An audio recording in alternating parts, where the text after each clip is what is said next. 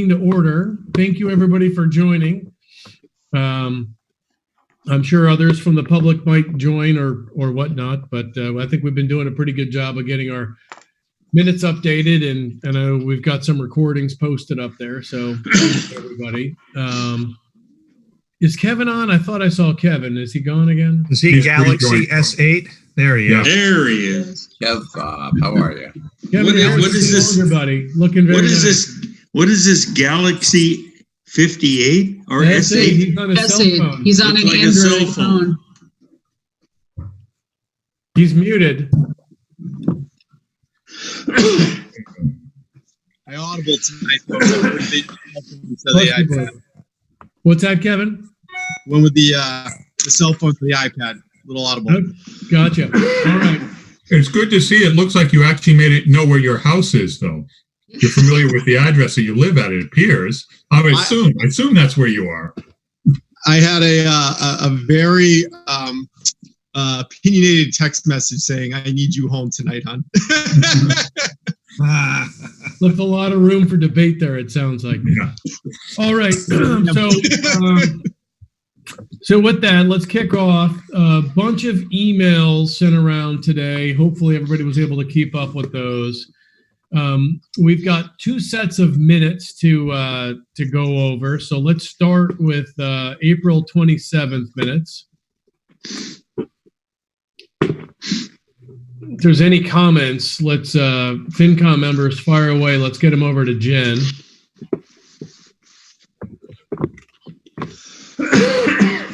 Bless you, Boyd. Sorry.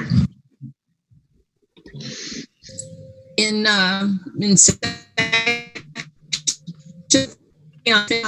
model status, elementary school committee will be meeting, not with be meeting. Yeah. Thank you. And there was something else somewhere. Karen, it looks like you're in a slightly different location with the windows there. This Karen or me? It's not really. It's not helping the sound quality, though.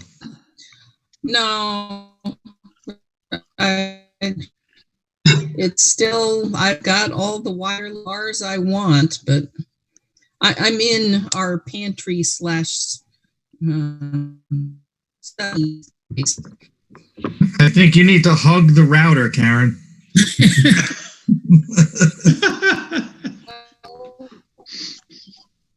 I don't know. If you got 4 out of 4 bars, what else is there to do? Blame Verizon. Sounds good. I know where it was. It's a tense thing down in the votes on the warrant articles. Article 23rd. Kevin has begun creating an org chart. Not created.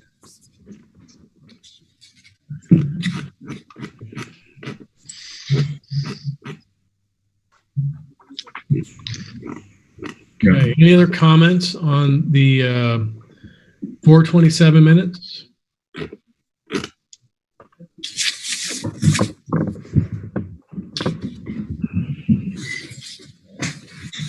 All right. Hearing none, I'll entertain a motion.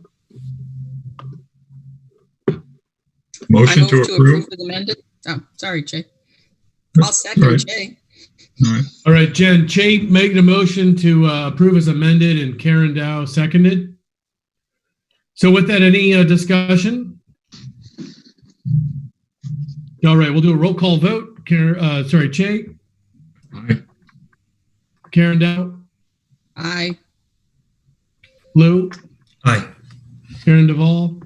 Aye. Mike. Aye. Eric, you're on mute. Aye. All right, I vote aye, so that's good on that. And now we'll move to the 430 minutes.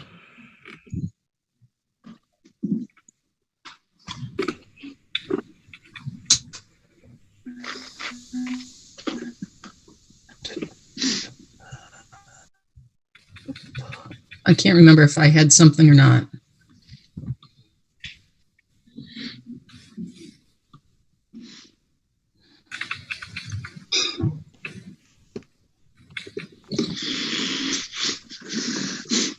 No comments. Yeah, I did not. Yeah. Oh, yeah, I did in section 4A on the schools. Nominated grant writer to $50,000, right? We kind of lost you on that. What was that? I heard grant writer, Yeah, but the grant writer's gone. gone. Yeah. You want to amend it to say the grant writer's gone? Yeah. I mean, in nicer terms, of course. To remove the grant writer. Did you get that? All right, so remove the grant writer. Yeah. There you go. And on top of the last page, there's a typo in Karen Dow's name. Oh, Jen, did you get that? Yes. Okay. Any other comments? If not, I'll entertain a motion. Motion. Yeah. Motion to Jay approve. said he made a motion to approve as amended for 4:30. Karen will second. Karen Dow seconded. Jen, you getting all this? Yes, thank you. Roll call vote. Jay, Aye. Karen. Aye. Yep, sorry, Karen Dow. Lou, Aye. Mike, I Eric. Aye. John votes aye. All right, so we got through that. Those are both set. Jen, you'll help us get those posted. Thank you. All right, so moving along the agenda, we spent, we had a lot of discussion about the police budget last week, and I know Karen Duvall being our liaison, and Che kind of being the second, but from last year as well, they were going to kind of dig in. And I know Mike had some concerns. I know Mike dug in. I know there were some discussions with Kevin and teams, and I know Karen sent around, Mike sent around an email with some thoughts, and the team did some work and sent around some more thoughts. So maybe with that, Karen, do you want to run through what's happened over last week or the last week and a half with the analysis on the police budget? Sure. Thanks, John. So as John mentioned, following the meeting we had the week prior,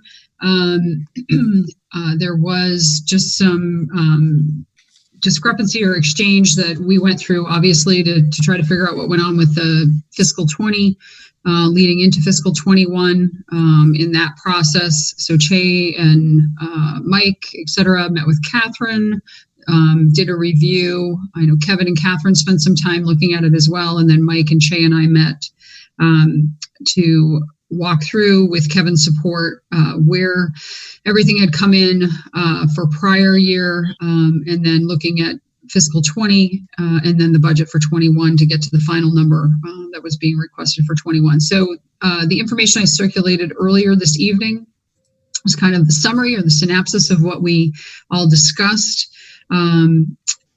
Ultimately what it got down to was that $40,000 that was extracted from the overtime budget for fiscal 20, coming out of the discussions with regard to hiring the two officers. Che gave some color related to that, in that, the intent of that was to reduce, as we talked about in the last meeting, the overtime budget and increase the salary budget to allow, in essence, a net neutral change to the budget, but with those two heads.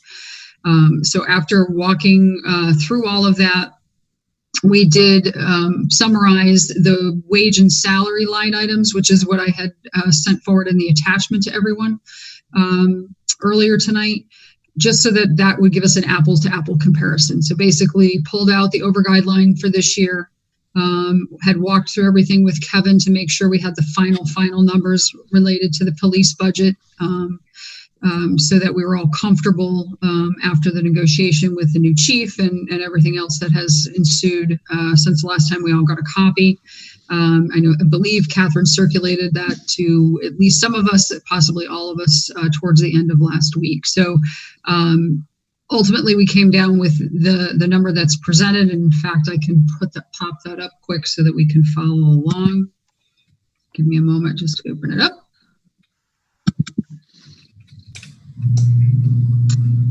and share my screen. All right, so is everyone seeing the screen with the spreadsheet on it? Yes, I see it. Okay, great. So basically where we landed was we wanted to look at the numbers. To Shay's point, if we could all accept that 40,000 is what's in flux for fiscal 20, we looked at it both ways. So we looked at it both presuming that 40,000 should have been in fiscal 20, just in a different line item, and then the actual appropriation for fiscal 20. So that's what these numbers are right here, the 1489 and the 1449. This is our actual appropriation for wages and salaries. This is where we believe it should have come in. Here is the budget request this year, which is without the over guideline items that we voted in the last meeting. So this is strictly their increase due to contractual changes and those other items that were requested within wages and salary. Brings us in at 15,399. If you don't include that 40,000, then this is kind of that success threshold for them. This 1476, this number includes a 2% allowance for salary increases, right? So year over year, which is contractual for them. So that puts them here, which gives them an overage of $61,000. If you accept that the 40,000 should have stayed in their budget last year and simply transferred to a different line item, or however you want to deal with it, pulling 40 in from that reserve account, whichever way you want to address it, that their overall budget number should have been here. That's then, to deem that experiment was successful, they would have come in with a salary budget at 1519. They're actually coming in at 1539. That additional 20,000 is in the overtime line item. As we've discussed previously, they were holding at the 168. Kevin and the board requested that they knock that down 28,000 to bring it in at 140 for this year. And Kevin would like it to hold at the 140. 120 is really the target. But given everything that we've got going on, Kevin would like that flexibility within that overtime line item. And again, because they haven't had a full year to really flush through everything with the two new officers, and there's some other, obviously there's contract negotiations and things of that nature. So that gives him a little bit of flexibility with the intent to manage to the 120, but it affords him an opportunity to not have to drop down to 222, for instance, if things get a little crazy relative to overtime and things of that nature. So Karen and Shay, are we comfortable, or can we say that this experiment of theirs is a success, or is it too early to tell? I'll take that. To really judge the experiment, we need to see what the actuals come in. And the problem with the actuals, we're real close to the end of the time for the actuals. The problem is that that overtime there's a bunch of comp time, the way it's been tracked, that if they don't take, they get paid at the end of the year as overtime. The end of the year is next month. So until we see those numbers, the trend has a balloon payment at the end that we need to see to know whether it's success. Basically, for 20, what I think we ought to be doing is looking come July at some point, once the numbers are in, look at the 20 actual against the 20 budget and make the assessment, was it a success or not? So if there's no balloon payment, then it's tracking to be success. Successful. Yeah. Yes. Tracking to be a success, but we won't know until July. If there's a balloon payment, then maybe not. Right. So getting all of those numbers, looking at them, and recognizing the problem is you have the noise of COVID-19, you have the other things. So there's going to be this range where people are going to push one way or the other if the number is anything other than under the whole number. But we need to look and see that, and then I think we should bring it back and have that as conversation and inform Kevin, inform the Board of Selectmen of what our opinion is at that point.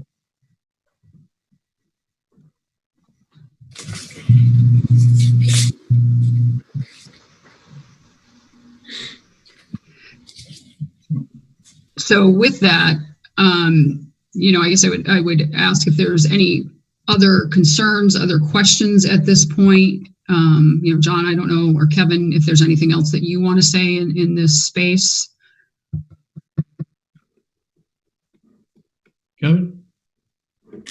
No, I'll just say there was some really great work happening over the last week and a half or so, just to really draw down and have a really thorough conversation. And, I think it was a very good summary. I think I'm from my perspective, looking forward, it'll be interesting to see how the numbers come in, but we do have an injury right now. And that'll cause additional overtime because of the COVID-19 carrying some of the time over till next year, the comp time and overtime. Those are things that will be hard to sort of pull back on, but we'll get some trends, and we'll be able to certainly get a better sense for how everything played out. And from my perspective on it, I think there's an opportunity with a new chief and with Kevin, being new to the post here for over the next 12 months. I think there's an opportunity to rework and almost simplify that budget. I think there's a lot of data, which is great, but I think there's so much data that it's hard to understand what's really happening with that data. So I think if we can get the new chief and Kevin and our liaisons just up to speed on was it a success or not, parsing through, we didn't have the full period of time with that staff at that level. It was on, it was off, and now there's COVID. So, was it a success or not? Where do we go from there? I think something that we need to keep open-minded on, and how do we simplify / make that model more accurate so there's less concern. I think something that's a priority for next year. But I don't know, Lou, Mike, others, Karen Dow, others on the committee, questions for the work that Mike, Karen, and Che have done, with police and. I just want to acknowledge the time that Karen and Che put into talking with me and Kevin, and I just want to thank them publicly. Same too, Mike. You put a lot of time in too. Yeah. I know Catherine and Mike put a lot of time into revisiting everything along with Kevin. So. Yeah, no, Catherine Gabriel did some really fantastic work in digging around, pulling some of those numbers up. So a nod to her as well. Thank you guys. I appreciate the recognition, but Catherine, great work. Thank you. I'd also like to say that I'm totally impressed with the work that this finance committee does in general. But in this particular instance, Shay and Karen and Mike, that's what helps us keep this thing going the way it ought to be. And I hope it'll all play out in the future, because I believe it's still a work in progress. And hopefully it'll work out right. I don't believe that those guys in the police department are doing anything in any kind of skullduggery event or a method, but I don't think it's going to be the end of the world. Mike, I appreciate your input. Karen and Shay, I can't tell you how much we appreciate the work that you put in. Thank you. One thing I also wanted to say last week, I just want to make sure Catherine Gabriel hears from everybody. We have nothing but respect for all the work that you do. And, last week when you saw us, or not last week, but our last meeting, when we were all just digging through our old files, we were all trying to remember, how do we look at the numbers on an apples to apples basis? And we were trying to figure out, what do we do with that number that we adjusted from the overtime to the over account? So, you've been a rock star. We appreciate all that work. And we were trying to do a good job we've had so many moving pieces trying to make sure we're looking at that right data. So thank you for having patience with us as we work through all that. Thank you, John. I agree. And we all have to be, recognize the fact that Catherine is the backbone of this whole thing. And we appreciate the work she puts in. It'll never be downplayed or forgotten. Certainly. So with that analysis, are we comfortable with where the police numbers stand? Are there anything else we need to vote on police, or are we good to move on to the next? Could just one comment. The one place I see an opportunity for a future change is in how things are staffed, especially, for example, on a holiday. Do you still run a 3-3-2 shift pattern? But that's up to the chief and the selectmen. That's not up to us. That's the one place where you could talk about saving money in the future. I don't want to do anything now. It's too crazy with COVID and all. Yeah. One last comment I'd like to make is certainly to the effort put forth by the chief past and I'm sure soon to be, future, but also the captain and all the work that's been done to manage against these numbers, to be very on point, payroll to payroll, making sure they're staying within the guidelines and trying to hit these targets. So I know there's been a lot of effort on their part to manage this. I know with Kevin's guidance, they'll continue to do that. So I have confidence and I'm very hopeful in having talked to Kevin and the captain about where they're standing in terms of numbers right now, overall budget, because this isn't just an overtime issue. As we've talked about, there's reserve, there's other categories that have been able to be reduced because of these two officers. So I'm very, very hopeful that they in fact have been successful with this and will continue to drive for greater efficiencies within the staffing to recognize your comments, Karen, where they can. And I know, Catherine, you've been a big help with them, particularly with the captain, helping him to just understand how all of that flows and how to break those accounts apart a little more detail so they can have greater accuracy and transparency. So that's been very helpful. Thank you. Thanks. Good words, Karen. I believe that I believe that Kevin is going to be a major factor in this because I'm sure he's going to be part of the process as we move forward. Even though he may be burned out now and would like to leave the town of Topsfield, he ain't going anywhere, let me tell you. Now we're all going to buy him drinks when this is over and he'll be fine. Here's one right here. Okay, see?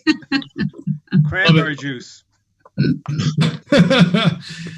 All right. So I offered to buy him a bourbon not too long ago, and we haven't figured out how to do that yet. We will. We'll figure that one out, Mr. Jackson. It's the best time to offer. Maybe this whole group on it. Maybe this whole group needs to gather at 466 someday and have a coaches meeting like we used to do in the old days. I don't know. How's their bourbon selection, Boyd? Oh, they've got them. Make sure your mask has a hole in it so you can. Now we got a puppy dog. Now we got a puppy dog saying hello. That one. Yeah. Thank you, Em. I know the guy that owns the place, so we're okay at 466. Hopefully, we're all allowed back there soon. As soon as they open the doors, we'll go. Sounds good. So with that, let's turn our attention to the Excel sheet that I emailed around to everybody called the warrant list voter tracker from dated 5/12. I know we got most of our votes in. Can't really vote reports. Balance transfers will be the day of town meeting when that happens. But general operating budget, I think we need to vote Article 3, a final number.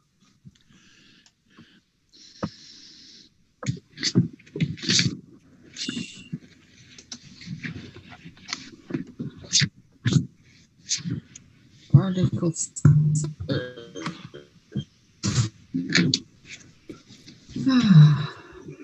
Okay.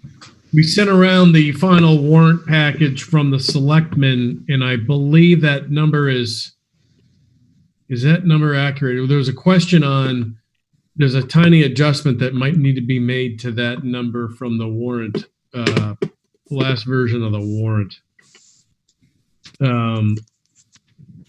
So it's 21, Article, I believe, says 21,942,109. And Right. It does. And we think that might be 21,782,035 because there's the 60,074 of transfers from Article 2nd and 100 from overlay surplus. And so Karen, Mike, and I were debating this earlier today. And Catherine, I don't know if you saw that email exchange or not. So the Article 3rd is just the spending. The way it goes in the ATM is worded differently. Yeah, the warrant article, I think it's only the last number in it that's wrong Right. by 100,000. So I'm just trying to get us clear on what number FinCom needs to vote, and does any change need to happen to the warrant? I just want to make sure that the collective brain trust agrees on what needs to happen there.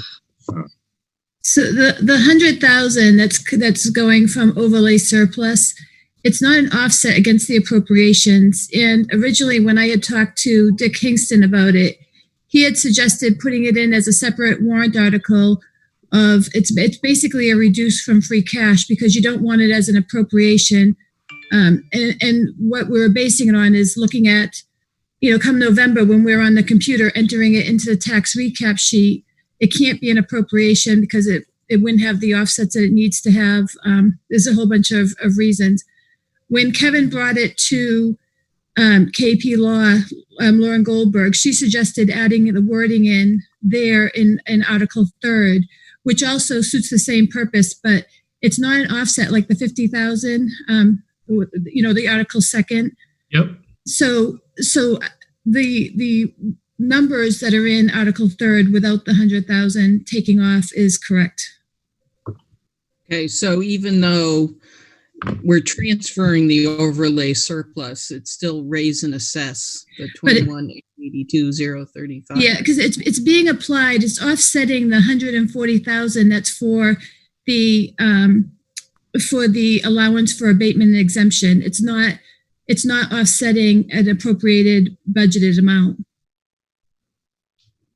So in short, it's going to come back to get us next year if we don't have another overlay. It's basically another reduced free cash, but Right. it's the 140,000 that's in the model under, it's offsetting that. So they'll, you would see 40,000 there. Yeah. Okay. Interesting. It's a good thing we don't do this too often. Yeah. Using. So I'll entertain a motion on Article 3rd.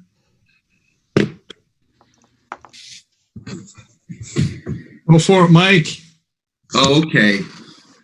So I'll make a motion to approve Article 3rd in the amount of $21,942,109 for the FY21 budget. Second. All right, so we got Mike Hartman made the motion, Eric made the second. With that, any discussion other than the year-long discussion we've had? That's what I was going to say, John. So I would just say, I would just say there's a lot of hard work went into by a lot of people and even some contentious stuff. And I just want to thank everybody for working fairly harmoniously and forward. Mm-hmm. That's not helpful at all, though. Yes, it is. Thank you, Mike. Yeah. Mike, from a dollar and cent standpoint, it's not helpful, but you guys have gotten it done. Come on, let's move. You can move forward. All right, so with that, we'll move to a roll call vote. Jay. Aye. Lou. Aye. Karen Duvall. Aye. Mike. Aye. Eric. Aye. Karen Dow. Aye. And John votes aye. So we got that one behind us. Yay. That was easy. And I think we have the elementary schools technology to vote. Yep, I can make a motion on that if you'd like, Mr. Chairman. I'll entertain a motion, Eric. Okay, motion for positive action on Article 17, that the town vote to transfer and appropriate from free cash $50,000 to the Topsfield School Committee to purchase and install technology. Second. Okay, I heard Eric moved and Karen Dow seconded. Jen, hopefully Jen's catching this. Can someone just double check that is Article 17? I don't have that warrant printed out. It is 17th. It is, yeah, it's the latest one you just sent. Yeah. Okay. I thought it was, but I just want to make sure. Okay. Any discussion? Okay. Any discussion? I guess I'd like to say, we got to figure out how to get this in the base budget. It's like every year, the last vote, and it squeaks out. At some point, we got to get this in the base budget. I know, it was their last straw that they had to pull to get it done. No, I know. No, I get it. at some point, we got to get in the base budget. So Yeah, I would agree, John. That's what I was going to say as well. This and the curriculum and various, I think it's more a general statement about the school's budget in really having, we're putting pressure on all of the other departments and groups within the town to really become very transparent relative to what's in their operating budget. And I think it's, I don't want to throw this one at Kevin, but I do think it's an area that concerns me. Not again that I think they're playing loose and fast, but I think if we're really diving deep into all these other budgets, I'd like to see us, work with them to do that next year and make sure the things that we do feel should be in their operating budget get into their operating budget. And if it means a one-time push and we can manage that, great. If not, let's talk about how we incrementally get it to where it needs to be, so we're not constantly having this discussion, as a town and as a committee. I agree, Karen, and I think that's where we ought to go. Yeah. I have a question. I support this article, but it's not part of their base budget, right? So it's not Right. bottom line spending. Do we know what it's for? I can read the summary in the warrant article, but I'm just curious, what technology are they purchasing? Well, the last round of technology that went through last year was focused on equipping the teachers. This one is focused more on equipping the students. But if you ask me if we have a list of all the items, we weren't given a list of the items. I do remember them talking about their concerns with the Chromebooks that they have lent out, Yeah, it's more student focused this time around. and that they anticipate they're going to have needs. They needed Chromebooks anyway. They're going to have a greater need because those Chromebooks are now with students who needed them and didn't have them, and are probably not getting treated as well as they would be by the teachers. Yeah, they're gonna spill apple juice all over the keyboard. That's right. That was the I've done that myself, so I can't. I do, and Karen and Eric, if I remember correctly, and this is from my, being just a normal citizen last year, but wasn't there, I thought there was at least some structure to the overall plan last year, and they had chunked a piece up, like you're saying, okay, let's focus here year one, let's focus here year two, and kind of thing. So I do think there's some level of detail, Lou, that they had last year. I don't know if they're adhering to that this year, but they have some level of detail, but the problem is that it's changed a lot over the last 10 years. So you see something and then it's not a consistent, this is first, this is second, this is third. It's like, this is what we're going to do. And then they kind of reprioritize. Now, they said that they were really positive, happy that they made the purchases for the teacher equipment. Otherwise, the remote learning would not be happening like it's happening now during COVID. Mm-hmm. So the question is, do they change that now? Do they need more of that for further remote learning if that drags into the fall, or et cetera? So they've got a much larger technology need than 50,000. I think it's more of what's the highest level of need and assess it at that time, from the conversations at least I've had. Yeah, last year they wanted ideally several $100,000 worth of technology, and we couldn't really afford that and spaced it out. And to your earlier point, Karen, their budget driver is their salaries. Yeah.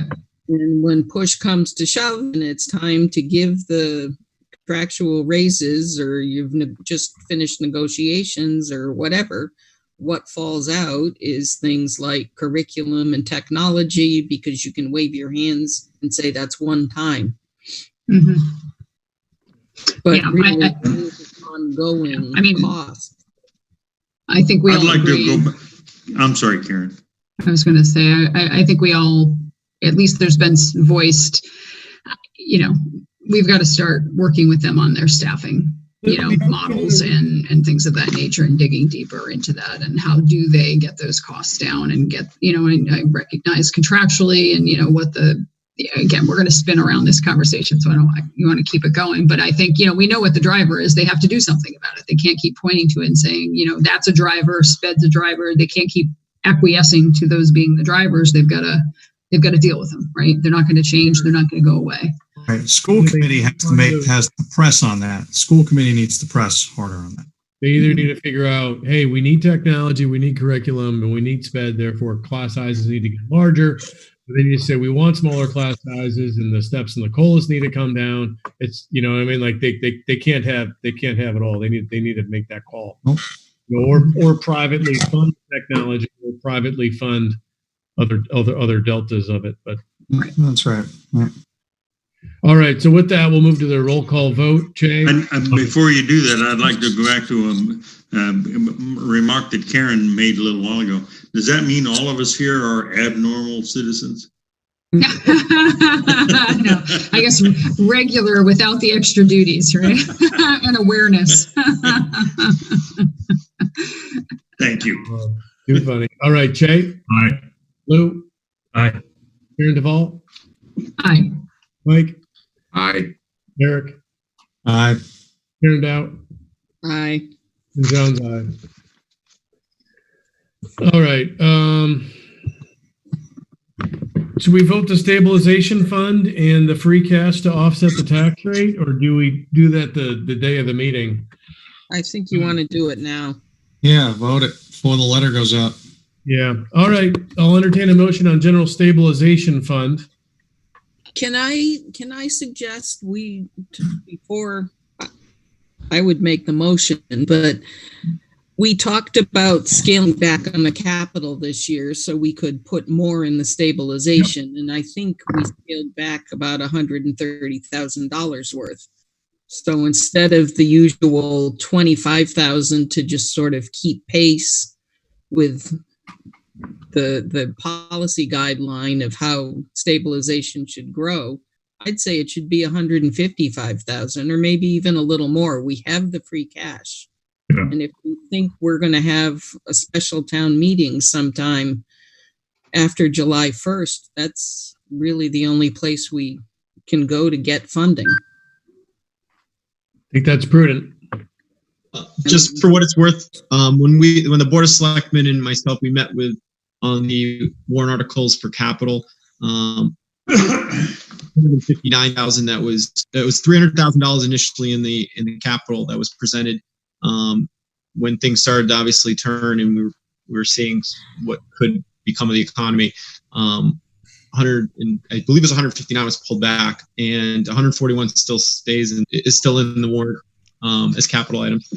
One of the things the Board of Selectmen had indicated was that they would like to see those funds in the stabilization, so that if and when the time comes and we need to go, if the economy goes I'm hopeful we'll never have to touch it ever. But if worst case scenarios become reality, that would be a place where we could go to. So just that's to confirm basically what Karen was saying. But from the meetings we had with the board, I think the hope was, and hopefully we acceptable by the FinCom would be to put it to that location as well.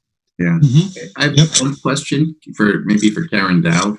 What's the difference between putting it in the capital stabilization and the FinCom fund from a point of view? Can you use like this one reserve for capital and was one more general? There's the two stabilizations, the general and the capital. And the thought with the capital was always that it would be for one-time capital item purchases. And the general stabilization was for absolutely anything, including, against the raise and assess amount. Both require a 2/3 vote, though, don't they? Yeah. But isn't there a FinCom reserve account as well? That's Mike. That's a little bit more for unforeseen, right? So the stabilization fund is for like more unprecedented times. So, hey, we have a shortfall from the state. How do we go fund this, right? So the FinCom stabilization fund is like, boy, we didn't realize that we had to replace X. Therefore, how do we, the backhoe is an example, right? Capital stabilization fund is there's money set aside that, say the backhoe happened and, it's a different example, but like mid-year, you could say, the backhoe happened. You can have a debate. Does it come from the capital stabilization fund, or it could even be, do you take those dollars if the school roofs are going to happen, but on a shorter timeline, some smaller scope budget? Okay, I'll go with whatever you guys want. I was just thinking, what's the most flexible fund? Yeah. Well, Which is kind of a weasel way to do it. If you want to spend it at the special town meeting before the free cash is certified, it basically, that spending has to be out of a stabilization fund. The general stabilization fund.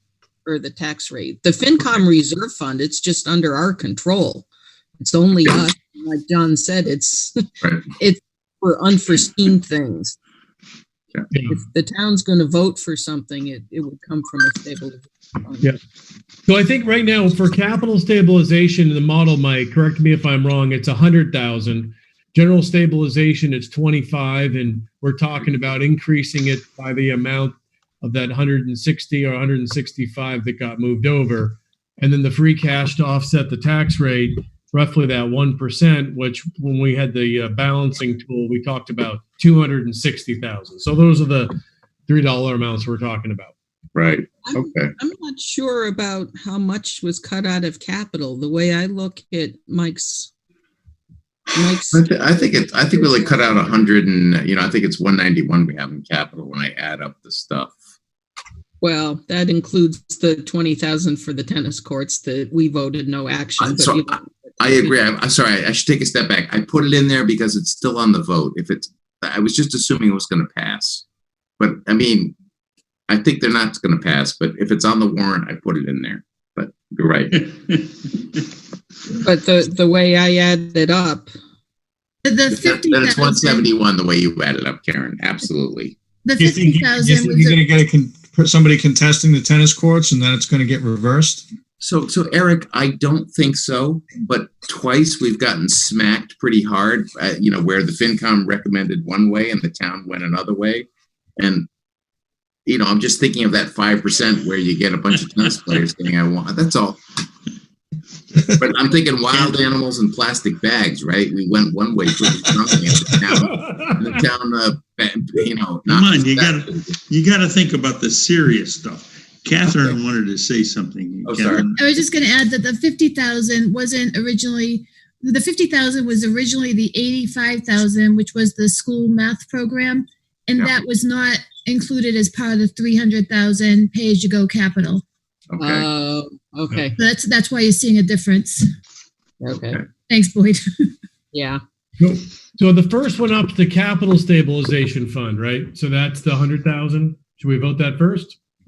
Sure. Yeah, and that's just the amount to get us closer to our guideline total that should be in that fund. Correct. Even with 100,000, it won't be there. But Correct.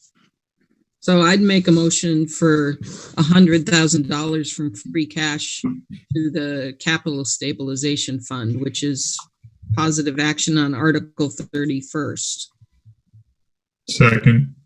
All right. So Karen Dow made a motion. Chase seconded. With that, any further discussion on capital stabilization fund? Hearing that, we'll go to a roll call vote. Che? Aye. Lou? Aye. Karen Duvall? Aye. Mike?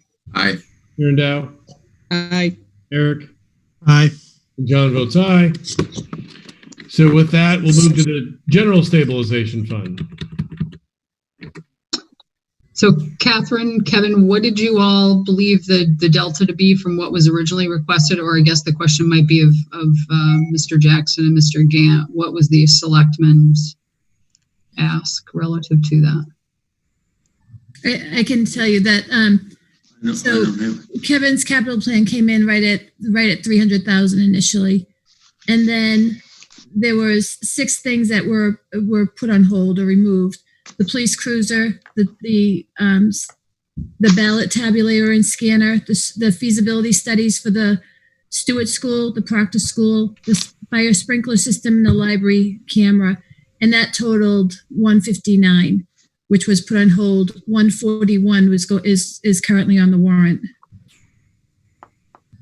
Thank you.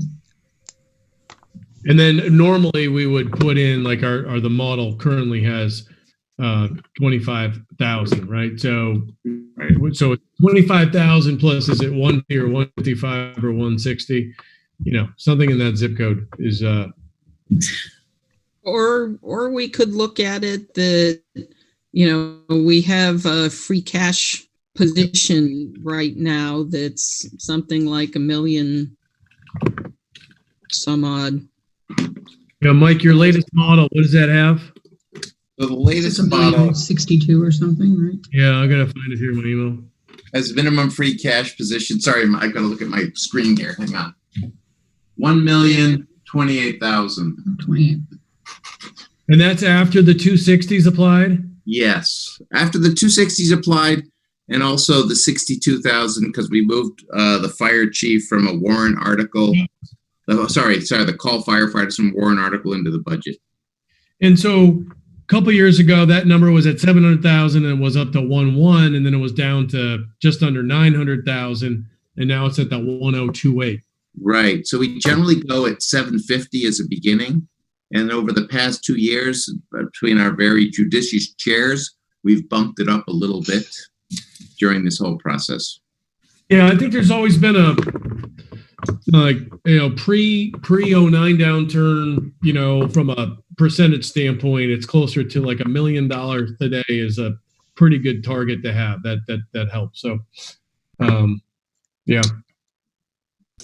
Yeah, I mean, I don't see a problem with bringing it down to 900,000 again, or even going down to 800,000 if we thought, the question is, how much do you want to leave in the stabilization fund for use? I mean, Karen, I think it's all fungible. So I think it's a stabilization fund. It's maybe better than having in free cash from a point of view of accessibility. For a special town meeting, but come next spring, that's less of a free cash base. Okay. And we need the 2/3 vote to get out of Does it earn anything in there?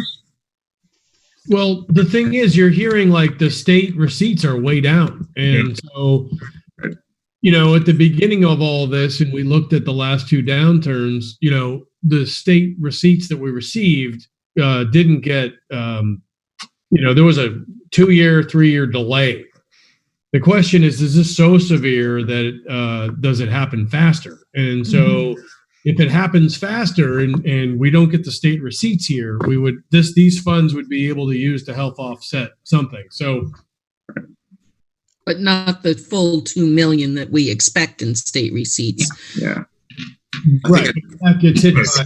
I mean, I think that's a tough call. You make up what you can and then you cut what you can't make up. Or right. It's just, how bad is the avalanche? And then nobody knows. So we're shooting in the dark here. But the thing is that you could comfortably put in significantly more than the 25 or the 150 because of that position. Sure. I think this is just me brainstorming, right? So feel free to smack me back. But I mean, we could go down to 800,000 and just put the rest in the capital reserve just to really be whatever, loaded for bear, as they say. First of all, we would never smack you back. Okay.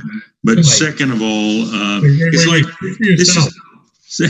this is like putting money in the bank, and the more you can do that, reasonably speaking, comfortably, the better you are, probably, in my opinion.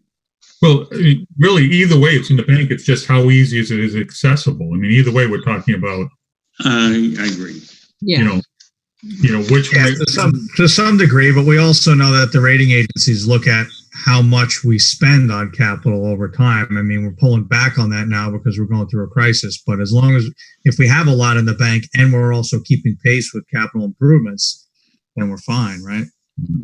We've gotten feedback from our bond council that says, if it looks like you guys are taking care of your facilities, and if it looks like you're running the town the way it ought to be, we can raise your bond rating.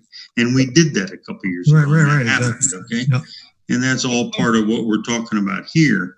I How do you take care of those rainy day things? I think we're all pretty conservative. We want to be planning for the worst, but again, to tax people to just save is also a challenge, and there is that balance, right? And so part of me is like, Joe, you could say, all right, the 25's got to go up by the amount of capital, and then you can bump it up by an amount more than that because we have free cash. And then there's a point at which it's too much because if we need to raise taxes, you can raise the taxes, and then you're taxing to save. The point at which I think it gets too much. So I don't know, is 200,000, you should bump it up like an extra 45, 50 grand up to 200 or 225. That's going to be more like a just under 900 level, I would think. Can I just ask a question relative to, I know Karen, you mentioned, and forgive me because obviously new concepts to me, but through these conversations, one of the things we've talked about is, again, yes, that percentage mark that we need to hit, and what affects the levy and requiring us to go to override and things of that nature. So how would this play in if we pulled more out of free cash? It doesn't It matter. doesn't. Okay. Free cash is what's left in one kind of savings account, if you will. And so it's a buffer on your budget. It's a buffer on your budget between actuals and planned. It's turnbacks from last year plus last year's remaining free cash plus any income we got that we hadn't planned on in the local receipt, like Jen's ambulance revenue. Okay. Yep. And so that all feeds in, and responsibly you should spend some of it, because otherwise you're taxing people when you're sitting on a pile of cash. That's right. I was going to say the problem with the free cash is that if you don't use it by June 30th, you can't touch it again, even though you have it, until the state certifies it, which is sometime in December or January. It's when the books are closed, and it's typically December or January. However, if town meeting doesn't happen in December, and we're looking at possibly a September or October town meeting, then that could even be later with that. I mean, they're going to come up with some guidelines in terms of that, and they actually. Right. They have, they do have something about pre-spending the free cash for next year too right now, but I haven't spent too much time looking at it yet. Yeah. That's right, Catherine. There is this guidance that says if you haven't had the town meeting by June 30th, that you can use free cash to get you through until you have a meeting. That the free cash is not going to go away under those circumstances on June 30th. Which we may need. I mean, we're hearing Boxford's not having their town meeting till September, right? Right. I haven't heard that yet, but the fact is you're talking about 2020 free cash, right, Dick?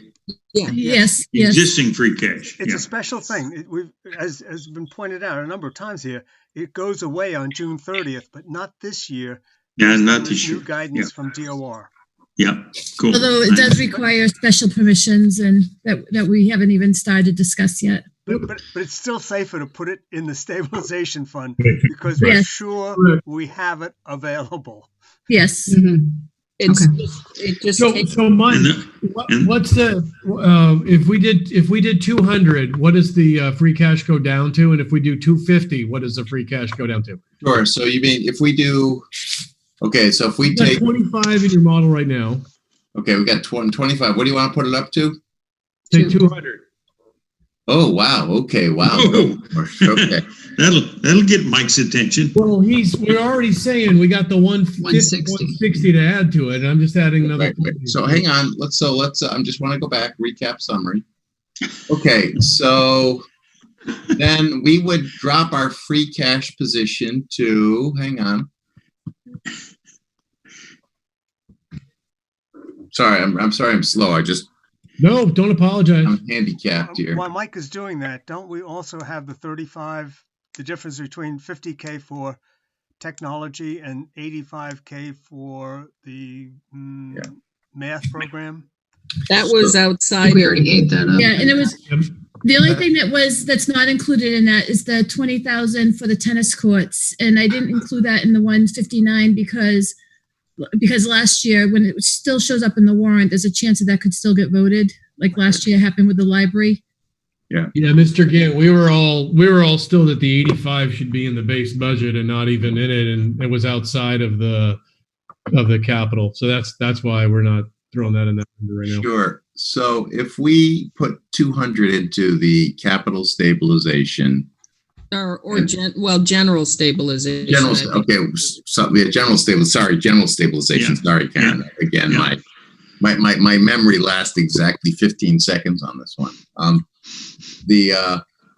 So we take the free cash down to 855, 694, and we use, and we're still using $260,000 to offset the tax rate. Mike, mine's comes up a little bit different. Okay, You have 320 for OPEB right now. I have 320 for OPEB. Let me go back to projected Schedule B. I think it's 873,950 That's what I come up with That's too. what I thought it was, yeah. or 20,000 less with the tennis courts. Yeah, so I have the tennis courts being funded in there, right? So So 873,950 without the tennis courts right now. okay, And so I'm at I'm at that. So I'm at 55. So your number's even a happier number. So I if think we're at 793, I don't know. Like to me, like that, it's not terrible. That a 200-ish number. well, I think the key thing to remember here is it's not like we're dropping it down to spend it. We're dropping it down to move it into another account. You Right. had to allow. We're doing this because of this. I think this is a very prudent thing to do. It is. It's not like we're going to spend it. We may. No, but there's a level of which to tax to save, people get Yeah. upset. So to say we're going to drain our free cash down to 500,000, I think people would be like, that's a little aggressive. That's all I was saying, right? So yeah, to Chase's point, if you can go another 75K or whatever, bring it down to 800. It's not terrible. Yeah, I So mean, do you want to look at the 273,950? And then leave 800 in the balance of unappropriated free cash, which would be your start of free cash for next year. So mentally, I was at the 875, and I think maybe it can go down to 850. I think 800 might be too low. So it's adding. I don't know. I'm just talking out loud. So And what's, come on, what's 75? 900. right. Well, What historically have we done? 900? We've tried to stay around 900. We've been up a lot higher in the past, but we've tried to mean, bring it down. up until 2 years ago, we were shooting for 750, and then so 3 years ago we ended up at 702, and so but then since then it's been 2 years ago was 1,125,000. Last year was 897K. 750 has been the target that I always remember. Right. So Yeah. I mean, in my sense, philosophically, we're just moving cash from one pile to another. yes. From a town health point of view, Better. Yeah. put I'm it- different to that. I agree with the Che philosophy. Well, Shay tried to make a point a little while ago about accessibility being the issue. And Yeah. I think that's what he said, and that could Yeah. be important. Yeah, that 2/3 vote to actually use stabilization, it's a tougher threshold than the 50, minimum majority. That's right. It's not crazy, but it's harder. And in a time when it's hard to get people together to even have town meeting. Yeah. I mean, I like the FinCom reserve fund, but I know that's pushing it. Yeah. Yeah. Catherine, we have something like 1.5, 1.6 million in the general stabilization anyhow. Yeah, I can say that in a minute. The big, I don't remember the exact number because it does earn interest. yeah, that was my question before. I wasn't sure how that was invested. Not a lot of interest. It's not like the Gould Fund. Yeah, it's not like the Gould Fund. Fully invested Gould Fund that you can't use. Oh boy. Yeah, that's someplace to go if Well, like we need somebody in town to die and give the town 10 million, and then we The could, Phantom Yeah. Fund. and then it We would could change. fund the technology and the curriculum at the schools. Yeah. I had 10 million 2 months ago. Now I'm down to nothing. So I keep looking for that person, but I haven't found him yet. They'll give us a ball field somewhere. Yeah. Catherine, any luck on that balance? Yeah, I'm getting it. Hold on. Yeah.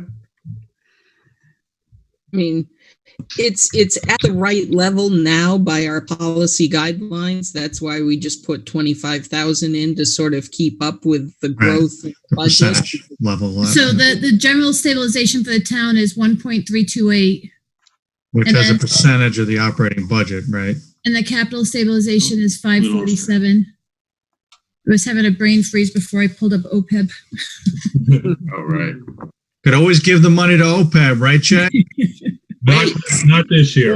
No. Okay, we could cut OPEB and put it into not Well, it's- 23rd out problem. No, I'm going to be the traffic cop and keep us focused here because it's 8:03 and I don't want to be doing this all night. Maybe some Thank of you, do. John. Thank I you, think, John. So I'll entertain a motion. We've talked about a lot of different numbers. So who wants to take a stab at figuring out the right number? I'd make a motion to put 225,000 into general stabilization. Oh, 225, okay. Which, That which leaves would make 848,950 in the unappropriated free cash. 850. That's beautiful. Yeah, that's like right in the. Uh-huh. A little bit more than we had last year. Yeah. Okay, it's so then Karen Dow made the motion. Is there a second? I'll second. I'll support that. Menzer second. So further discussion. Yeah, I think Karen. I think that's a good number. I think the 200 was a little light. I think we can go a little bit higher and still have enough there that you've got the stabilization fund, but we also have enough free cash if we need that. If we need to pull money out of free cash between now and when that free cash goes away at some date to be determined once the Commonwealth keeps changing the rules for COVID year. So yeah, I mean, we can, Just to clarify from my own view, getting money out of the stabilization fund is like 2/3 vote. Yep. Yeah. Okay. Yep. Thank you.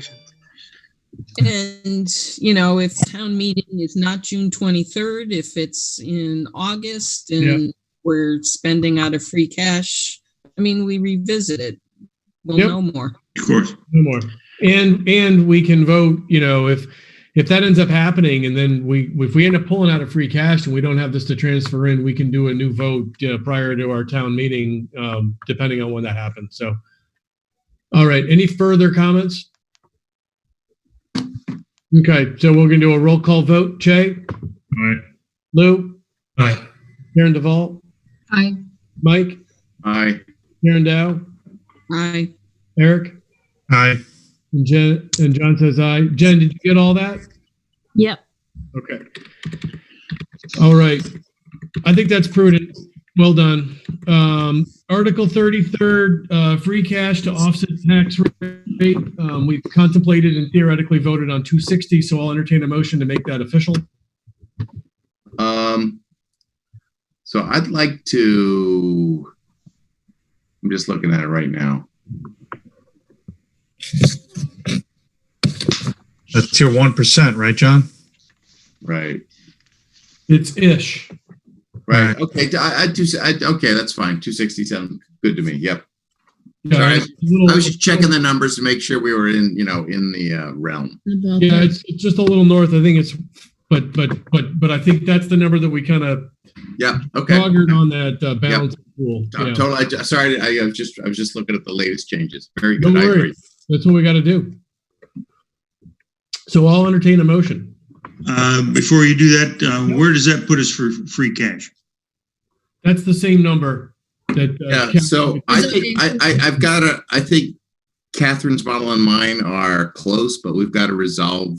I changed it to 260. Okay. Yeah, originally we had 263. You're at 848 free cash. Oh, it leaves 848,950 for free cash. Right. So I just want to double check that with Catherine. Are you including the tennis courts in that, Catherine? No. Okay. So I think we're close. I've got the Yeah, tennis courts passing, but okay, that's fine. Yeah. Yeah, let's do it that way. Thank you, guys. Tennis courts, though, I mean, it does have a no action and there's no dollar figure in there, but Yeah. last year something got pulled back in after it was taken out. Yeah. So it's I like, mean, any way you select me could just pull the tennis courts off the warrant article, or is that just too much? I think it's too late, Dick, isn't it? It's all doable, but it would be a mess because once again, there's a list and which number were we voting on and things like that. Okay. All right. Fair enough. We voted on it, but now it becomes Kevin's issue as how he gets it out of there. Well, Yeah. Okay. we Fair leave enough. it, we leave it to the folks to vote it down. If they Yeah, that's right. for $20,000, we can live with it. One Yeah. way or Sure. the other. Okay. Fair enough. Right. If it happens to go through by some miracle, I can't imagine. anybody who would push that through in this environment Sure. Oh, you're right. Okay. Take. I'm just looking at my own administrative headache. So that's all. Eric, I hope that doesn't happen. Okay. All right, so I'll entertain a motion. Did you want to do it, Mike, or I will? You do it. I hate making motions except on Article 3. Okay, I'll make a motion to apply $260,000 of free cash to reduce the tax levy. Positive action on Article 33rd. Second. All right, Jen, did you hear that? We got Karen and Eric. Yep. Any further discussion? We'll move to roll call vote. Che, Aye. Lou, Aye. Karen Duvall, Aye. Mike, Aye. Karen Dow, Aye. Eric, Aye. John votes aye. So Jen, you got that? Yes, I do. All right, so Can I other just than the- confirm, did you vote the OPEB? what's that? Yeah, we already had. Yeah, we had done that. All right, Yeah, I was thanks. just going to say, I think that we have voted everything other than the FinCom letter at this point. Woohoo! Other than all the transfers that happened the day of town meeting. Jen, do you agree with that? Every FinCom member think they agree with that? Yeah, that sounds about right. For the ATM, And we've done what we can for the STM. right, right. Yeah, I think we have. I think it's just transfers and whatnot. So, It's- well, that feels good. That was a little bit of work, but we got there eventually. All right. That's a little anticlimactic, huh? It is. Yeah. You sound disappointed by that. No, I don't You I'm mean no opening- bells and whistles, John? I know. I'm opening up the FinCom letter now, which Here, is John. John, in Well, there- keep- Doesn't work, sorry. John, in keeping with the Yeah. warm and fuzzy theme that's been going on, you've done a great job. Nice job. Oh, thank you. I appreciate that. I things moving briskly but thoughtfully. So this is the current draft of the FinCom letter. I know we've sent it around. We've got a few numbers that have changed. Mike has gone through and filled out most of the numbers. I think historically what we've done is, I know we talked about it a little bit. We added in some comments. We sent it around, but I would say want to have a discussion on it tonight. So hopefully we can get to a point where we can vote the letter where with the asterisk that I can just edit it and fill in the numbers, the next 24 hours to get the final letter over. And we'll make sure that Mike and Catherine's model ties out and every number ties out. So I think that's the last step that needs to get done. So whatever comments people have on the letter of When is this going out? What's that? When is this going out? So I believe like by Tuesday or by like the next 24 hours, I think I have to get it over. Yeah, we're going to Yeah. deadline for print is Thursday. Right. So then you'll hang on to it before mailing until we determine what the actual town No. meeting date is going to be. Eric, it's going to go to print. It's going to get sent out. This letter says the town meeting as the date was printed was anticipated to be June 23rd. And Right. it says, stay tuned in case it gets postponed. Got it. Yeah, we have to get it out 30 days. If we don't get it out, then June 23rd doesn't become a viable date because this has to be mailed 30 days prior. 30 days. Okay. Got it. Yeah. So it's a little wonky, right? Because it's like June 23rd asterisk, but it's like, all right, here's the package, everything's set. Selectmen, town, FinCom, everybody did their work. Here's the letter, here's the warrant, you have your stuff. And then it's going to be, we do it the 23rd or moderator and the selectmen move that date. And hopefully this stuff's still good. And if something gets, if super bad news happens, we may all have it again and make adjustments to all of this, right? So it's a line in the sand that might land. It's a little unprecedented in what we have to meander through here. Yeah.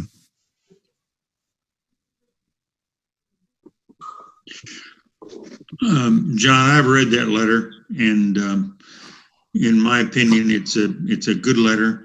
I'm willing to agree to let you make whatever relatively minor adjustments you want to do to it. And there's still a significant amount of discussion going on about whether or not we're going to have a town meeting on the 23rd of June or not. Yeah. And Kevin's got some opinions about that, and he's waiting for some guidance from the state about whether or not we're going to be opened up to do that or not. Yep. So it all becomes kind of academic at this point. Yeah. And I would say, I know I've received comments from most FinCom members on the letter. I think everybody has given me some level of comments, right? So It's not my letter.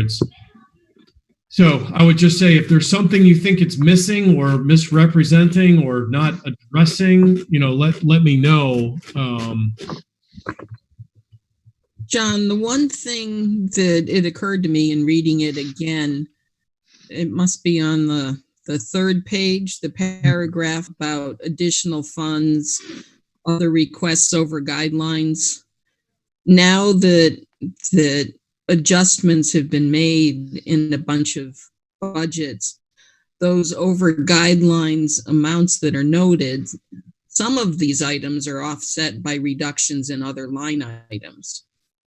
Right? I mean, like, the only reason we could afford the call firefighter wages within the budget was because Kevin and the schools and whoever found other places to trim. Yeah.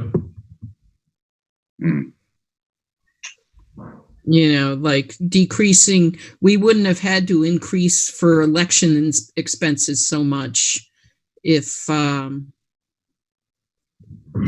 we had trimmed the assistant town clerk hours earlier. Actually, maybe that's not true, because election expenses, I think, are all other. I just basically listed off the amounts over the guidelines that we voted in. And the thing is, the cuts from those schools and other things like that, I think, were really cuts on their ask as opposed to cuts on the numbers of their guideline numbers. Right. Yeah. Well, the cuts that took away the cost of living adjustment on the non-represented people. Understood. Absolutely. So that's mentioned, though. The 0% COLA is mentioned explicitly. Yeah. I'm just saying, when you say the total of these contractual and other requests is... I think I might just delete that line. Okay. Yeah, we could. I don't know if we need this. I think it's like, I'm just trying to call out, everybody has all the numbers and all the detail. I just kind of call out some things that were a little over guideline, but that we all figured we should, I think we delete that line. Sure. You could. I think that was inserted in there back when people were all upset about how much is all this over guideline stuff? What does it add up to? How important is it to the budget? And so we started putting it in explicitly, adding it up for people. I don't mind myself, because all the details are called out, but yeah, I seem to remember putting it in a year or two ago because people didn't know what it all added up to. Yeah, but it's a little misleading because it makes it because it doesn't have the net amount for those things that got lopped off, because there was a lot of we threaded the needle, so to speak, to get it to balance, right? And so this year's in the end, yeah. Right? So it's a little. It's not like some years where you're saying, look, we're going to go increase spend because of bum. It's a little different. Like we're balancing it, just moving some piles around. And so. Right. That's why if you leave it, I would suggest adding a phrase. Some of these items were offset by reductions in other line items. Yeah, that's a. Yeah. But if you pull it, then you don't need that. So what do other members think? Should we pull the line or keep the line, but just add the color of the extra cost with the extra savings? I would prefer to add Karen's thought, because there are some things like we pulled the cruiser off. We've pulled some things that are even ordinary expense, right? Yeah, cruiser's capital. Right. But I'm just saying it's in the same vein that there were things pulled off, like you're saying, the planner, whatever it is, there's things that got pulled out. And I think there should be recognition because we do call it out specifically relative to the school, right? Saying, okay, these things were, and there's a couple general statements about, we didn't accept these things. I do think some recognition of the hard work that Kevin did with all of the departments, to Karen's point, to really trim back the ask and then dig a little deeper to prioritize what they did want. Yep. All right. I'll find a way to get that in there. John, I have one comment at the beginning of the last paragraph on page 2.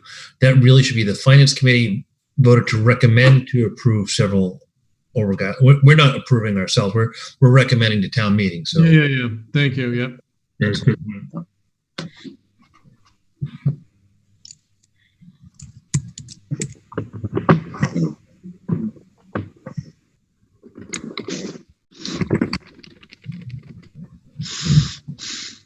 John, I think whatever you guys decide to do is fine. My only comment is, in the however many years I've been on FinCom, I've heard many comments, but no one's ever commented on the FinCom letter.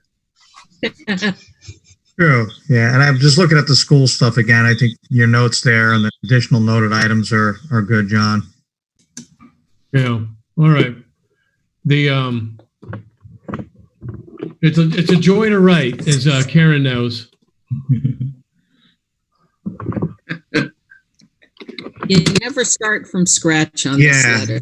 And of course, your first letter has to be one where there's a pandemic and you have to put a bunch of additional color in there, right? Yeah. It's fine though. Cool. Next year's hopefully will be a little less. Exactly. All right. Any other? That was good feedback. I'd say, I'd entertain a motion on the letter, with the caveat that we can edit it. And again, if anybody has any other comments on this letter between now and the next 2 days when I have to get it over, let me know. But I want to make sure we have the authorization to be able to move forward and not slow down the process here.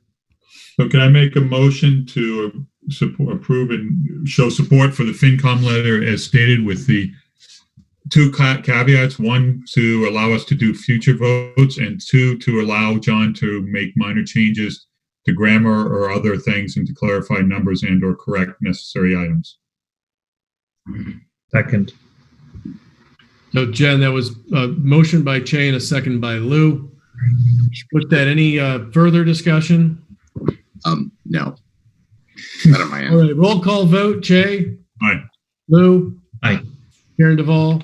Aye. Mike? Aye. Karen Dow? Aye. Eric? Aye. All right, that passes. All right, so I think we have all of our assignments done. I don't know. I think we've pretty much wrapped up, right? We'll get this letter off. We have to do a TBD on when town meeting happens, and we'll have a TBD on our next FinCom meeting. We might have some emergency type of meeting depending on what we learn. At a minimum, we'll meet, with probably a joint Board of Selectmen meeting, a couple hours before town meeting starts, right? So if town meeting starts at 7, maybe we all meet at 6. We have to look up what times all that stuff happens. And we could do our final transfer votes that Catherine and Kevin and team will come up with that we need to do in advance. That's typical. That's typical. So I know we had to be a little flexible there. I appreciate how hard the FinComs worked during this period and how well everybody's worked together. We made a little bit of shout out that in the letter. Difficult and trying times, but I think everybody came together. I know FinCom's kind of used to January, February, March being a sprint, and we've had all of April and half of May is also a sprint. So I appreciate everybody meeting so many times. But, I don't know. I think it's the fact that we pulled that off was pretty hard. Knock on wood, we can actually land and have a town meeting and get it voted through. get Kevin and the selectmen some rest that they need, and Catherine the rest that they need. So Kevin, what are your thoughts on the town meeting? Boyd said you have some ideas, but you're waiting for guidance. What are your? Yes. So, pulling together our first meeting, we have a working group for town meeting and elections to talk through what other communities are doing. Also to talk through the specifics of how we would operate in the event that we go June 23rd. I think a lot of it's going to be determined with the governor's phased in approach, as I'm hearing it will be, regards to reopening and what that looks like.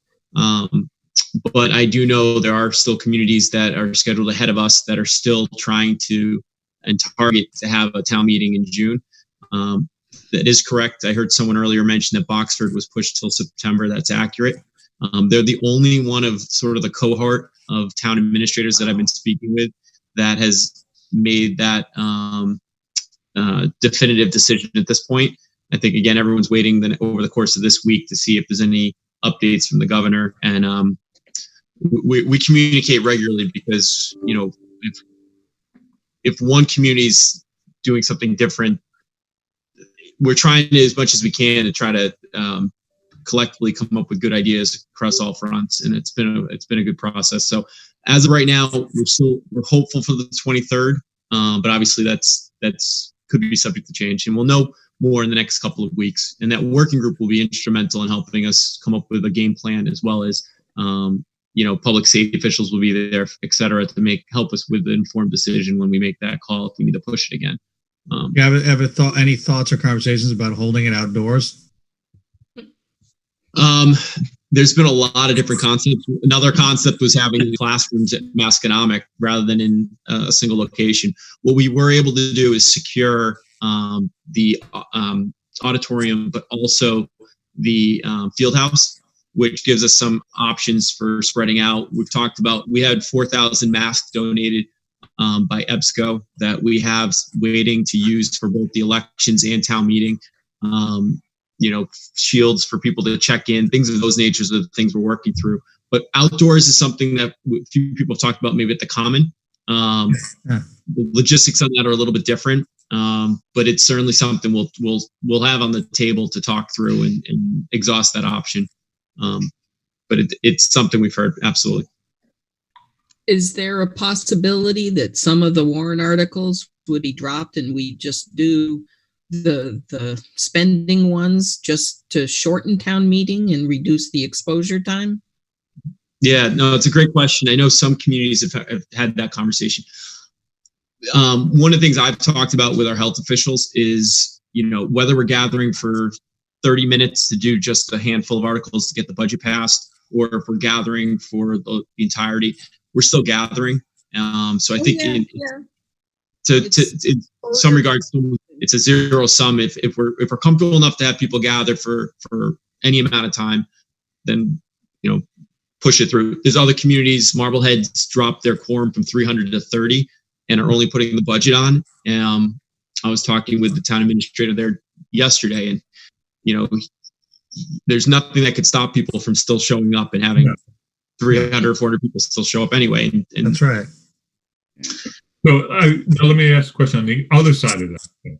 If we don't have it in June, talk us through and maybe you guys don't know, and we end up doing a 1/12, but having to do a 1/12 budget month over month until we do have it. What does that mean for our 20? Does that mean that Jay, you would take if that happens in September, you would take the budget that we came up with and do that for 9/12 and have your cash for the 3 months, right? But so the thing is, I think the regulations on that, I think, are going to continue to change. I don't think anybody knows the data on how that's to be done. Well, I guess what I'm saying is, because maybe I misunderstood, but the 1/12 was you could spend 1/12 of this year's budget. Correct. The 2020 budget. Right. That was 3 months. You would take your current budget for 3 months, the new budget for 9. It would be 9/12 of the warrant. So what it means is, okay, we go 3 months. Now, does that mean then, to that point, can we just say, okay, we'll back pay that stuff out of the 12-month budget, or do we actually then have to re-vote everything in a 9/12? case. So we're shooting really hard for June. I understand. And if not, we'll have time to do this, but we have managed our expectations that we may be back having these conversations. No, that's Until the Commonwealth votes on regulation and the governor says what the rules are, I don't think anybody knows that, right? The 1/12 budget though applies to the FY20 budget. Right. Yeah. Right.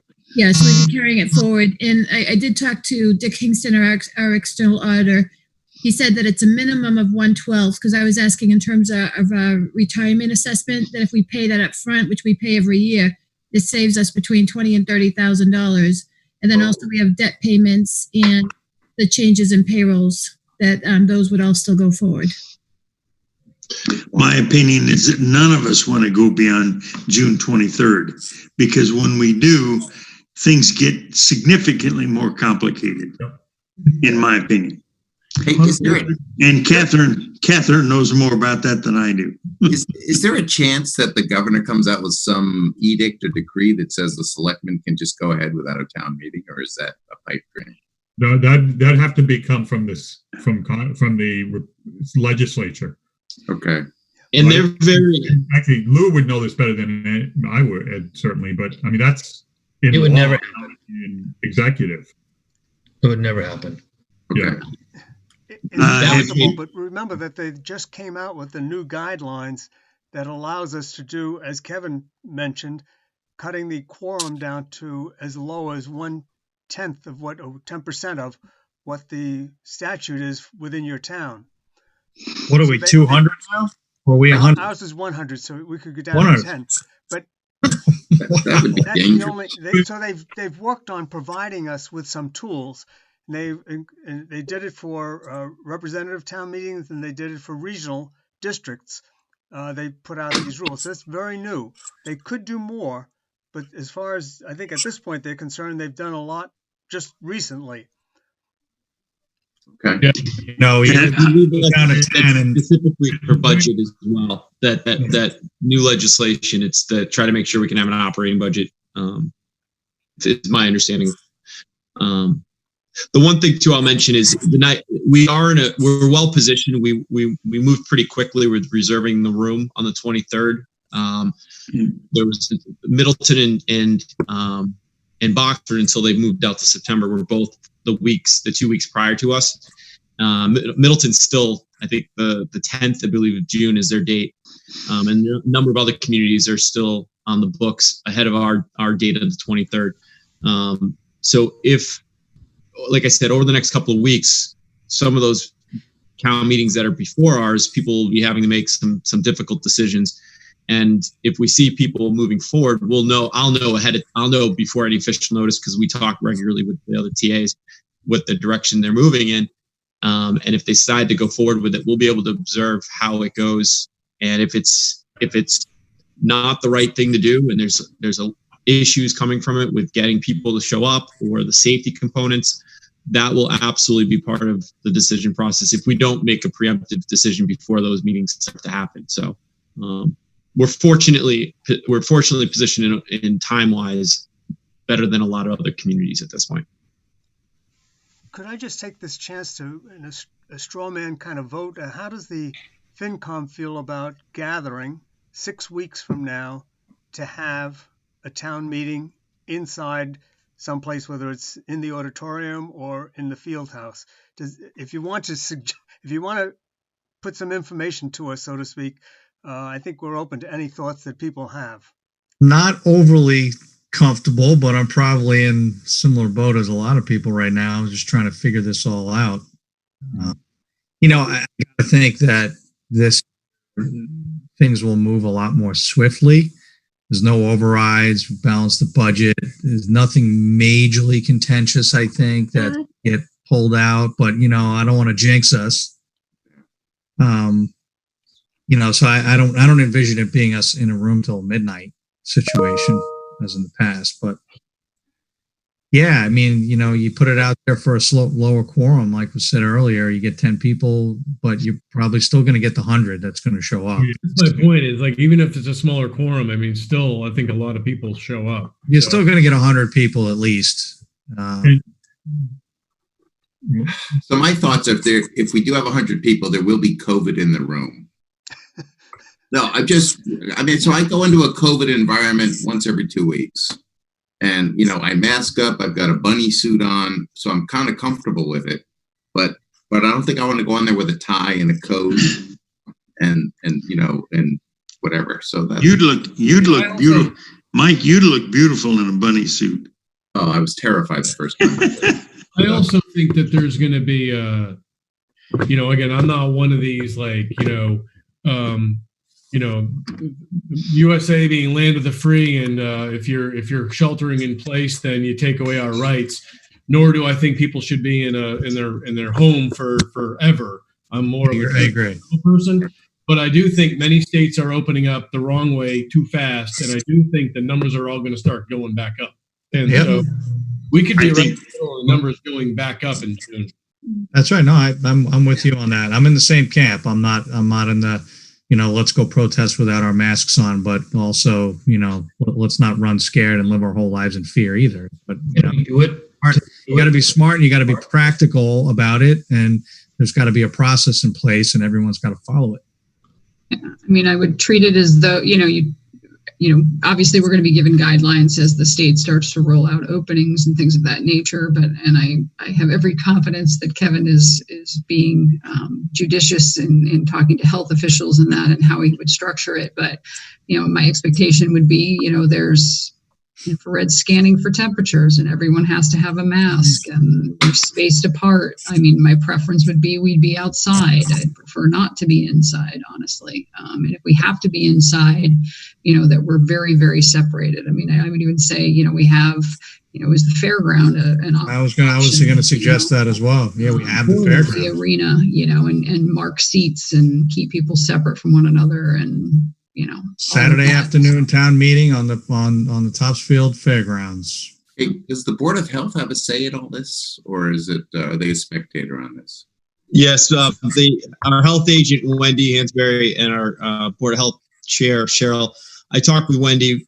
She's the first call every morning on my way in. She's my last call at night on my way home. We touch base on what's going on around the COVID.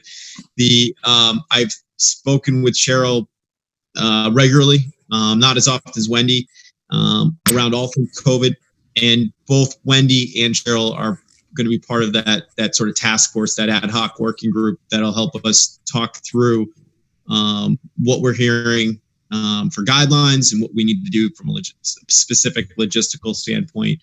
And then they'll be we absolutely have to have the health officials at the table to help us make good decisions. Right. I just meant, Kevin, can they kill it? Can they say, sorry, you can't have it? I think what they'll do, based on how we've operated, it's been a really, really positive interaction. It hasn't been this way in every community, where Wendy and I talk so often that we've sort of, as we go through these processes, we talk through them, we get on the same page, we get directives or direction that we want to move in, and then we go. Same thing with Cheryl. So it's been a really collaborative effort. They wouldn't unilaterally nix it. What I can imagine they would do is they'd say, listen, this is what we're hearing, guys. It's really, no one else is doing town meeting. The regulations from the state are such, we can't meet those guidelines. And if we do go forward, they'd make sure that, Karen mentioned, making sure we have temperature. We talked about very preliminary putting tape on the bleachers every 8 feet apart so that people have a specific place where they need to sit, or having people who are willing to, people have masks to sit in an area, people who might not have masks to sit in another area. So there's a lot of the little nuances to it, but the Board of Health will absolutely be and have been part of that conversation. Yeah, I mean, I think when you're getting into June 23rd, it's not that far away. I'd be shocked if anybody should even come in without a mask on. If you're indoors, I'm walking around now without them. So I hear you. If you would, there's like two elements here. One is the mechanics of how we would do it, and what the state is saying, which is most important, that the governor provides it with the ability to assemble. But assuming that those things are technically taken care of, the other piece of it is this: the concern that citizens feel uncomfortable coming.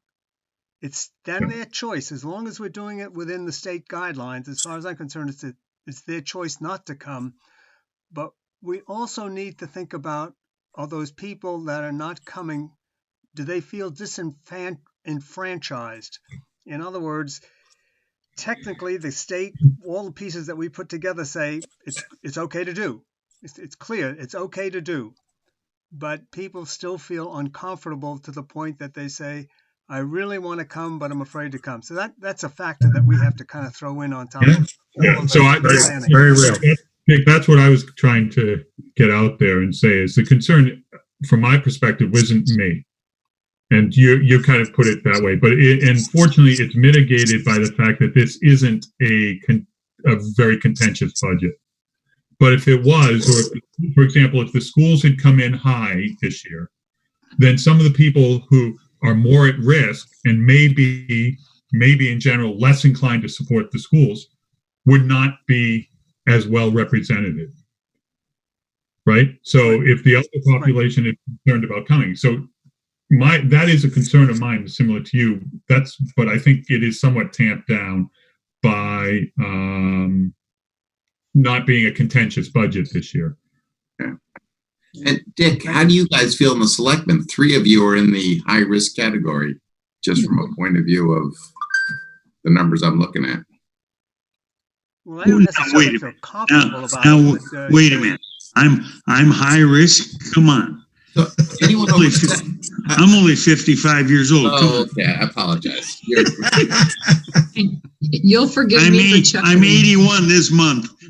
Wow. Right. So anyway. But I'm a high risk, no question about it. Right. So the numbers are skewing towards over 70 and over 80s, Of course. And you guys lead the town, right? Nobody's indispensable. So, yeah. Cemeteries are full of indispensable people, Mike. Kevin, are we looking at opportunity for engagement in technology? So for instance, could the cable group be doing a live broadcast and us have phone banks or, an online message queue, or something of that nature where people, to your point, Dick, that are uncomfortable being there still have a way to participate? Essentially, what the state has come back with so far, Karen, would not allow that. They have to be present. The statute, the first thing is the first element of the statute refers to open town meeting. The second one refers to representative town meetings. There's some 60, 70 towns that are representative town meetings. Right. Most of the text in that entire act is about the second section, which is about representative town meeting.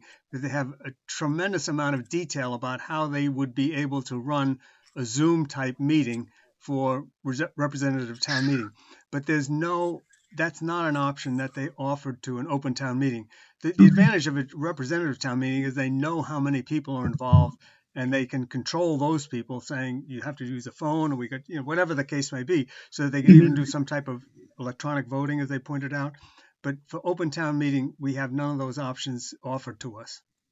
Yeah, you could have, 6,000 residents piling into your Zoom call and crashing the system down. Mm-hmm. Yeah. No question. And you wouldn't know. But I think Karen's was interesting because it was, in a sense, the mix where you could have those who feel comfortable coming, and then others that may not be comfortable to call in. But we don't have that option at this point. Will something happen? As something else coming out of the state, perhaps. But at this point, it's not an option. One other thing we've talked about a little bit was, the participation component of it, and if someone wants to speak. One idea that was floated that I heard actually came from KP Law, and what they had seen was an option where if someone wants to make a comment on an article during the open portion of that, they text the moderator saying, I have a question or comment, and then the moderator will call that number and hold the phone up to the microphone to avoid people having to get up and move, and also for obviously from handling the microphone and getting close proximity with their face. Just an idea that someone put out there. It's not something, we'll look at that as well. But, some of the concerns of that is not everyone has a cell phone. And if you don't have a cell phone, what do you do? Same thing with if we're gathering for a long period of time and people need to use the restroom. How do we coordinate people being able to access it? So there's a lot that we need to work through to be able to get to a point where we cover all those bases and feel comfortable moving forward. And in the short amount of time we have, it's still our target, but there's a lot there, absolutely, that we need to work through. But we're going to get some really good people in the room, and we're going to try to talk through. And I appreciate Mr. Gann asking the question of the FinCom, because we have some really great people on this committee to just share some of their thoughts tonight. It's helpful to me to hear that. So thank you for sharing, folks. As I said earlier, we're all still working, trying to have a town meeting on June 23rd. But now my personal opinion is I don't see that we can pull it off. I think we've got some real issues about where we're going to have it, how we're going to conduct it, how we're going to invite people and entice people to come. I think it's going to be really tough. But I've been wrong before, Shay. What's that, Shay? I think Karen has a comment. Her hand is up. I raised two hands. Yeah, I saw the online one. Yeah. The discussion's interesting, but don't we have to do a reserve fund transfer today? We do. And I've been trying to bring it up, but we haven't had a moment to bring it up. So, yes. Back to business.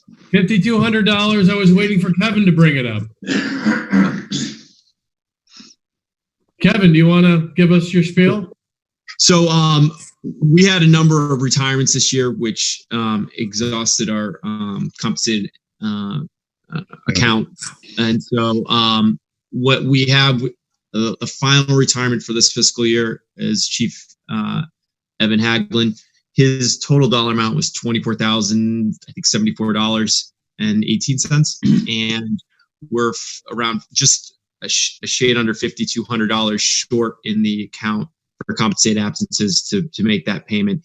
And so the ask for the FinCom tonight is to make the reserve fund transfer into that account so that we can, in the next pay period, be able to complete our obligation to the former chief in his vacation buyback. 188 hours of unused vacation time, and we're fixing stuff like that going forward.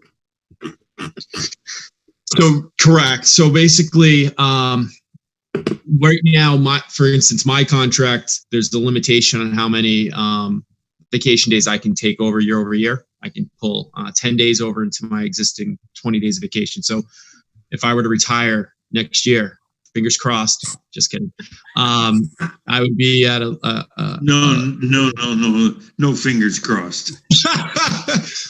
Nothing personal, Topsfield. I just can imagine what we're talking about. But that would be 30 days capped on my contract. We have limitations as well with regards to the new police chief's contract, and we'll point to those contracts with a captain's contract and future contracts for contracted employees. So that's one. The others are the union contracts. Right now, I can't get into too much detail because we're in negotiations right now, but those are some of the things that we're talking about. The concept that things like that, hopefully going forward, will be minimized is all I was trying to say. I don't know what you're talking about. Yep. What's the amount that you wanted, Kevin? For Kevin? I'm sorry? What is the actual dollar amount you're requesting? $5,200. $5,200. Yeah. Kevin, there's no way out of this, right? We're stuck with this. We are contractually obligated to this to make this payment. Okay. So my comment would be, it's just, we got to do it and everything. It'd be nice to find a way, kind of like with OPEB and stuff. I know we have we should, be booking benefits in the year that they're accrued, not the year we pay them out. And I don't know that we have. I don't know if there's a mechanism to carry something like that over for year over year over year over year. if you had it. But even for the people we have, I mean, ultimately, it's like OPEB. Technically, we should be looking at the pension liability and funding this year as part of the expense of that employee. I'm not bright enough to figure that out, but I'll bet Catherine can tell us something about that. Yeah. So I think Kevin's strategy of limiting it is good because, if you take a pool of people, my guess is if I looked at all those uncompensated absences, I bet people took vacation days and didn't report them somewhere in that pool. And what that number is probably and even if they didn't, you're still, they're still planning for that as part of their exit bonus. Yes. Right. And but so those people with 10 weeks of vacation payout, I'm kind of like, wow.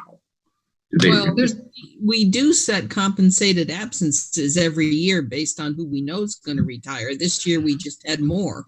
Right. All I'm trying to get at is when I take a vacation day with my company, I work this Saturday, I don't report this Friday. I just don't know, if I'm willing to do it, my guess is other people are willing to do it.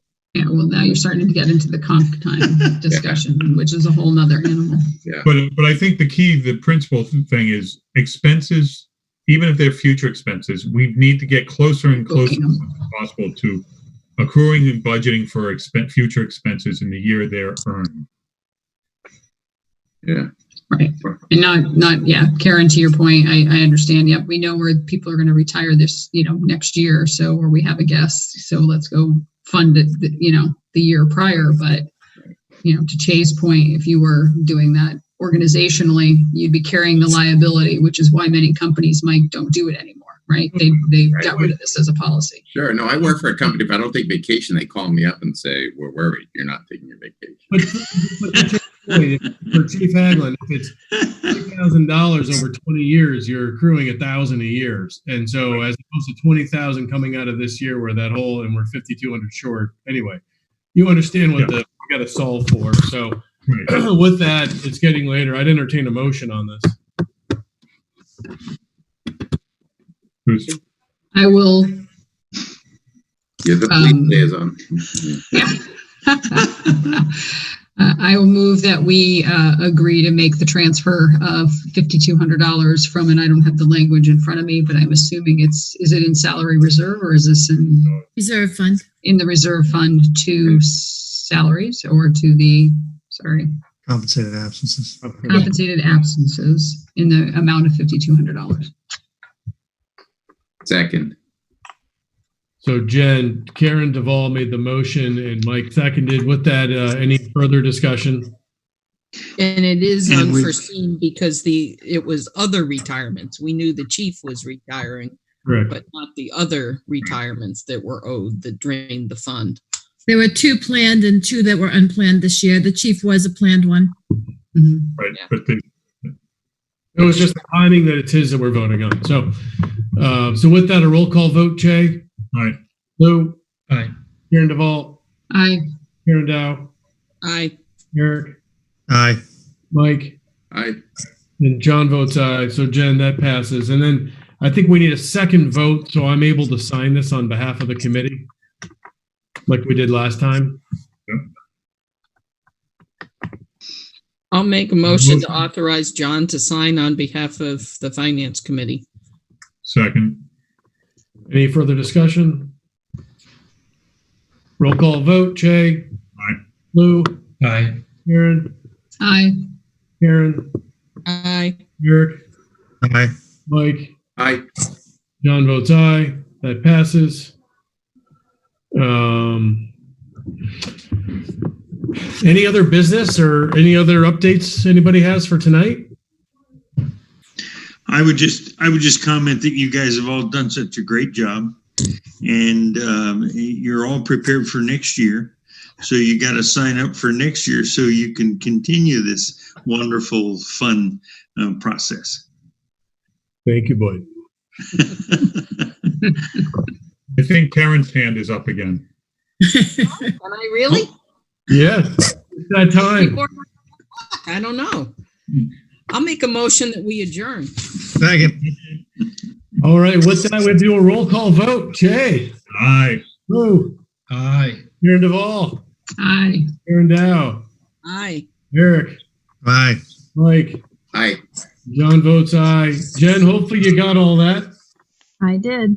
All right, I'll work on finalizing the letter with some help from Mike and Catherine, and we'll get that done and over to the Kevin and Catherine and team so we can be done. So everybody, thank you for all the hard work, and we'll stay tuned for town meeting prep.